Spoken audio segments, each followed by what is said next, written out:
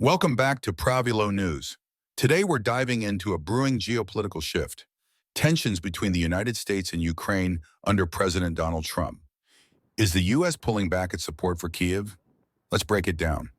But before it, Margaret, don't forget to like and subscribe. Since Donald Trump took office, signs are emerging that the U.S. is rethinking its approach to Ukraine. Social media, especially posts on X, are buzzing with speculation. Many claim Trump is withdrawing support from Ukrainian President Volodymyr Zelensky, a key figure in the ongoing war with Russia. What's behind this shift? Reports suggest the U.S. might be negotiating directly with Russia over the conflict's future, possibly sidelining Kyiv entirely.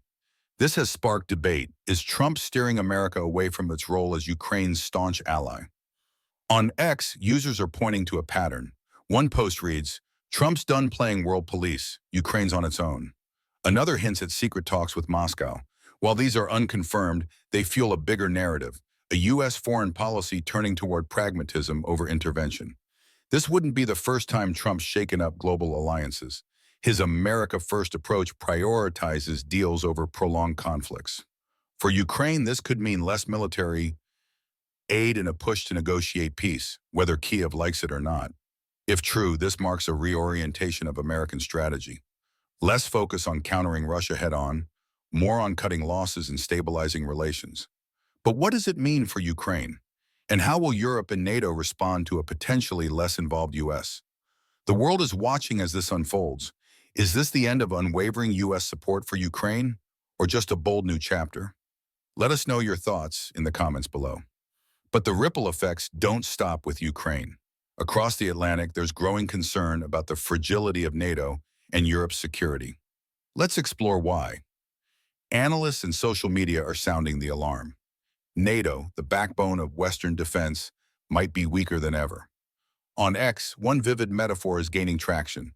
Europe as an orange on the roadside, abandoned and vulnerable. Posts like these reflect a deeper unease.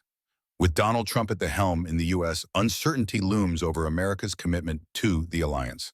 Trump's past criticism of NATO as obsolete is resurfacing, and many wonder, will the U.S. still have Europe's back? This comes at a critical time. If the U.S. scales back support, whether in Ukraine or beyond, Europe could be left exposed. Russia's ambitions, China's rise, and internal divisions within the EU only heighten the stakes. The debate is heating up. Some argue Europe must step up, boost its own defenses and unity. Others fear it's too late, that without U.S. muscle, NATO's deterrence is fading fast. One ex-user put it bluntly, Europe's a sitting duck unless it wakes up. So what's the future of European security? A stronger, independent Europe, or a fractured continent caught in the crosshairs? Trump's moves could be the tipping point, and the world is watching. From Ukraine to NATO, the global order is shifting. What do you think? Can Europe stand on its own, or is this the end of an era? Drop your take in the comments and stick around for more on these game-changing stories. And the global tension doesn't end there. Halfway across the world, North Korea is sounding its own alarm bells. Let's shift focus to Pyongyang. On February 26, 2020, Reuters reported that Kim Jong-un demanded a strong and modern army to prepare for war. Speaking at a military academy, he doubled down on North Korea's belligerent rhetoric, urging his forces to be combat-ready. This isn't just talk. Speculation is swirling about North Korean troops supporting Russia in Ukraine, thousands reportedly on the ground. For NATO and its allies, this is a chilling development, linking Kim's ambitions to an already volatile conflict. X is lighting up with reactions. One post reads, "Kim's sending a message, war's coming." Another ties it to Ukraine. North Korea is in deep with Russia now. The chatter underscores a growing fear. Kim's not just flexing, he's acting. What's driving this?